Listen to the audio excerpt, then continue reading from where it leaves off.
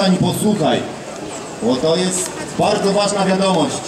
Chcę Ci powiedzieć, że Bóg Cię kocha i że On dał dowód swojej miłości do Ciebie przez to, że nie patrząc na Twoje grzechy, nie patrząc na Twoje odstępstwo, posłał swojego Syna, Jezusa Chrystusa, tu na ziemię, aby On umarł właśnie za Twój grzech i Twoje odstępstwo. Wiecie, wiele osób uważa, że Bóg to taki Gandalf z Władcy Pierścieni, który tylko stoi z pałą i patrzy, komu przylać za jego grzechy. Ale to nie jest charakter Boga. Przeczytam wam coś. To jest Biblia. Na pewno ją macie. Dostaliście ją pewnie kiedyś na komunię i gdzieś położyliście na półce. Ale to jest tak naprawdę Boże Słowo i w tym Bożym Słowie Bóg mówi tak: chodźcie więc, a będziemy się prawować. Choć wasze grzechy będą czerwone jak szkarłat, jak śnieg zbieleją. Choć będą czerwone jak purpura, staną się białe jak wełna. Jeżeli chcecie być posłuszni, z dóbr ziemi będziecie spożywać.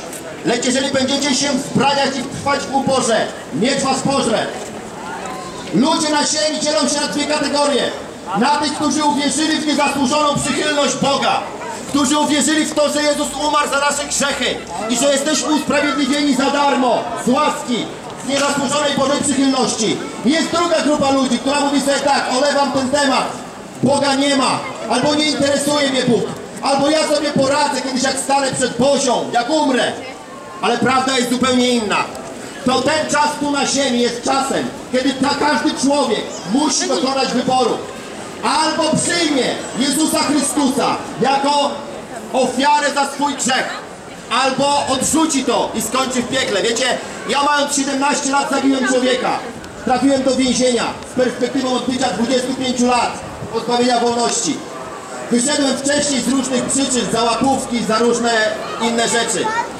Potem wielokrotnie jeszcze siedziałem, robiłem wiele złych rzeczy. Byłem czynnym członkiem grupy przestępczej. Kradłem, napadałem ludzi, handlowałem narkotykami.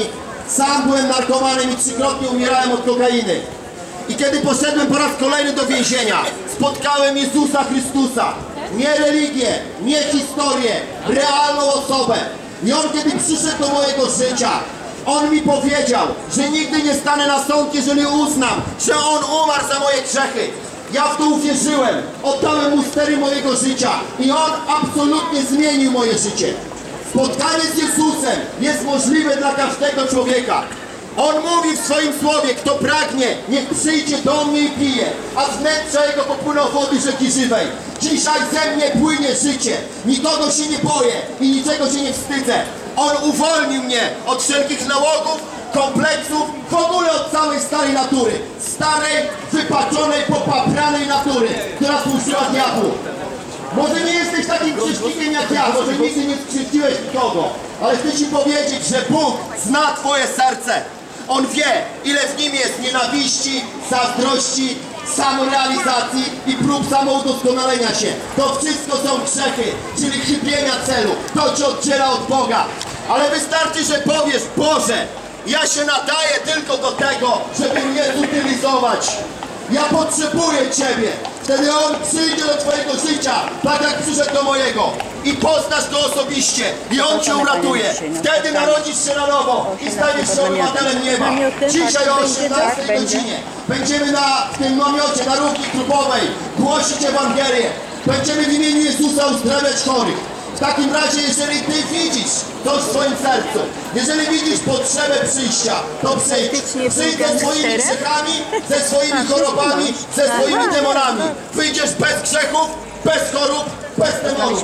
Tak jak wierzysz, tak dostaniesz. Dzisiaj jest dzień cudu i to cudu dla Ciebie. Zapraszamy Panią serdecznie na to.